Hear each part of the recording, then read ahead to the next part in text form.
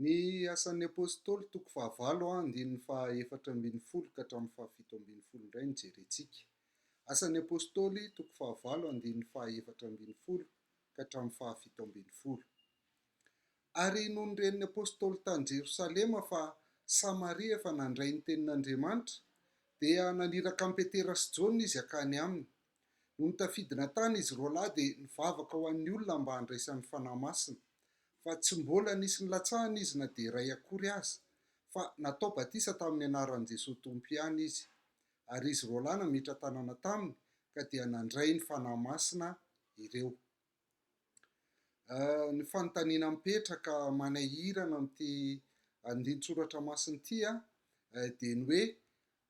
ahoany reto olona reto efa nino nandray ny tenin'Andriamanitra kanefa mbola tsy nandray ny fanahy masina, fa tsy maintsy mila metrahan-tanana ve zany izay vao mandray ny fanahy masina. Dia mila hiverenantsika kely ny tantara, ny fandehan'ny tantara zany rehefa nilatsaka tamin'ny apôstôly ny fanahy masina tamin'ny Pentekoty talohany andehanan'i Jesosy Kristy dia niteny izy hoe azo ery ianareo amin'ny ilatsahan'ny fanahy masina aminareo dia ho vavolombeloko manomboka eto Jerosalema, eran'ny Jodia sy Samaria ary hatrany amin'ny farany tany. Kanefa dia nafinaritra be rehefa nilatsahan'ny fanahy masina zany ry zareo, dia nafinaritra be ny fiarahan'ny fiangonana voalohany tao Jerosalema, dia tsy nety niala tao ry zareo. Fa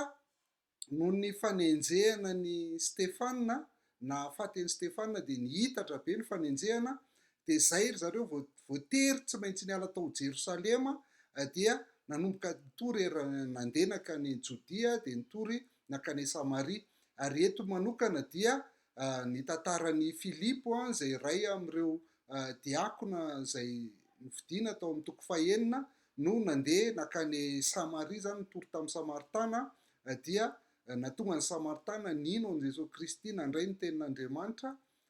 Dia zay kanefany mbola tsy nandray ny fanahy masina reto Samaritana izay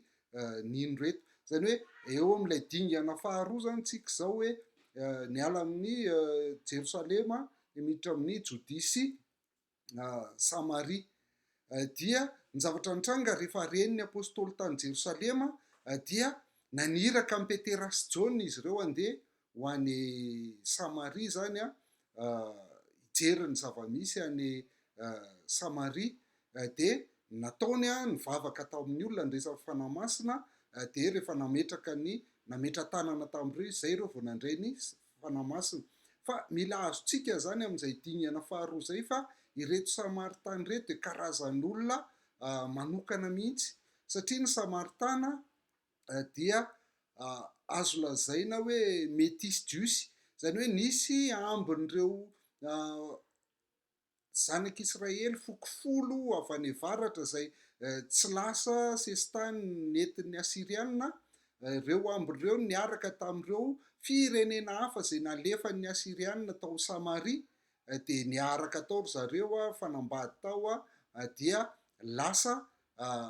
firenena ray hafa, azo lazaina hoe métis. Fa ny Samaritana dia mila fantatsika fa nanana ny baibolina izy izay nantsoina hoe Pentateuque Samaritana. Nanana ny tendrombohiny masina izy dia tao Gerizima ilay resaka Jesosy Kristy sy ilay vehivavy Samaritana, ary nanana ny tempoliny ihany koa ry zareo izay noravany irikanina faharoa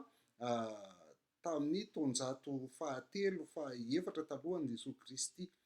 Dia zay no nahatonga ny jiosy sy ny Samaritana tsy nifandraraha mihitsy. Samaritana zany dia sady tsy jiosy no tsy jentilisa. Dia mila zavatra lehibe mihitsy zany ny andehanan'ny apôstôly tany Samaria mba tsy hahatonga ny Samaritana koa hanana hoe hanandray ny fanahy masina Samaritana manokana sy hanana ny kristiana Samaritana manokana, dia mba hahatonga ny fiangonana ho iray ihany, ny batisa iray ihany, ny fanahy iray ihany, dia nila nandeha nakany Samaria aloha i Petera sy Jaona nametra-tanana tamin'ny zareo, izay vao nandray ny fanahy masina ry zareo. Ny zavatra lehibe anankiray ihany koa anatin'ity zany mila hitantsika dia izao hoe i Petera ihany koa no mila mandeha foana amin'ireo dingana vaovao isaky ny dingana rehetra amin'ny fandraisana ny fanahy masina na ny antsoina ihany koa hoe pentecoste, nisy le tena pentecote lehibe le nilatsahan'ny fanahy masina tamin'ny apôstôly, fa misy le antsointsika hoe pentecote ny kristianina jiosy, na misy ny teny ihany koa izy io hoe batisan'ny fanahy masina ny jiosy, satria tao amin'ny asan'ny apôstôly toko faharoa dia ny jiosy daholo ireo nandray ny fanahy masina teo rehefa avy nitory Petera dia voatsindrona tao am-pony zareo dia niteny hoe inona ny ataonay, dia hozy Petera hoe aoka anareo mibebay ianareo dia aoka atao batisa amin'ny anaran'i Jesosy dia andray ny fanahy masina. Dia nisy zany ny pentecote ny kristianina jiosy ao amin'ny asan'ny apôstôly toko faharoa, dia eto amin'ny toko fahavalo eto indray dia ny pentecote ny kristianina samaritana nambatisan'ny fanahy masina ny kristianina samaritana zany, izay lazaintsika teo hoe sady jiosy izy reto ny tsy jentilisa fa metisy, dia tsy maintsy Petera no nandeha nametra tanana tany zay vao nandray ny fanahy masina ry zareo. Ary hitantsika ny toko fahafolo ihany koa amin'ny asan'ny apôstôly i Cornelio, lay jentilisa voalohany, ny jentilisa taloha voalohany zany mpanompo sampy nandray ny fanahy masina, dia Petera ihany koa ny tsy maintsy nandeha nakany, zay le natonga ny Petera ny lazain'i Jesosy Kristy hoe nomeko anao ny fanalahidy ny fanjakan'Andriamanitra, satria izy nama ny narotsaka ny fanahy masina zany tamin'ireo karazan'olona anankitelo ireo, ny jiosy, ny samaritana ary ny jentilisa. Dia ny any amin'ny toko fahasivy ambin'ny folo indray moa dia i Paoly no nanao anazy dia ny mpianatry Jaona mpanao batisa izay mila ihany koa nametrahany polon-tanana zay vao nandray ny fanahy masina, naverina natao batisa mihitsy moa izy ireo zay vao nandray. Ka ireo zany lay singa azo lazaina hoe vaovao dia ny mila azontsika amin'ny asan'ny apôstôly dia zao: ny asan'ny apôstôly dia mbola tetezamita ihany ny amin'ny fivavahana jiosy zany mankaty amin'ny fivavahana kristianina, dia tsy mbola tena azo raisina ny raisana hoe zay tantara no raisina hoe ty zany ny tsy maintsy izy, fa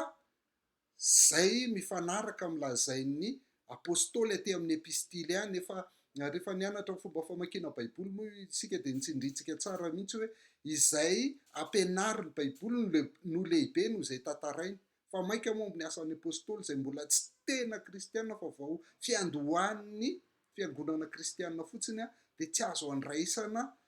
fotom-pampianarana. Fa ny zavatra tsindrin'ny apôstôly aty amin'ny epistily ny zavatra lazain'ny Paoly zany amin'ny Efesianina toko voalohany andininy fahatelo ambin'ny folo dia mazava tsara hoe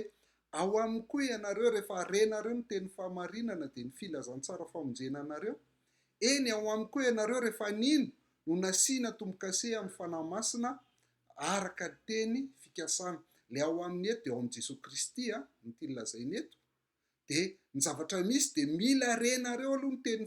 fahamarinana, mila mandre ny filazantsara aloha ny olona le filazantsara famonjena azy, dia mila mino izay filazantsara zay izy aloha, fa rehefa amin'ny fotoana ilonan'izay no anasiana tombokase amin'ny fanahy masina azy araka ny teny fikasana, dia io fanahy masina io no mba manambara azy, mahatonga azy ho lasa zanak'Andriamanitra mandra-piveriny Jesosy Kristy. Ka ny tiana ambara zany dia zao hoe rehefa mino mandre ny tenin'Andriamanitra dia mino ny olona dia mandray ny fanahy masina, fa tsy voatery mila miandry fametrahan-tanana akory fa voatetezamita fotsiny ny any amin'ny asan'ny apôstôly zay novakitsika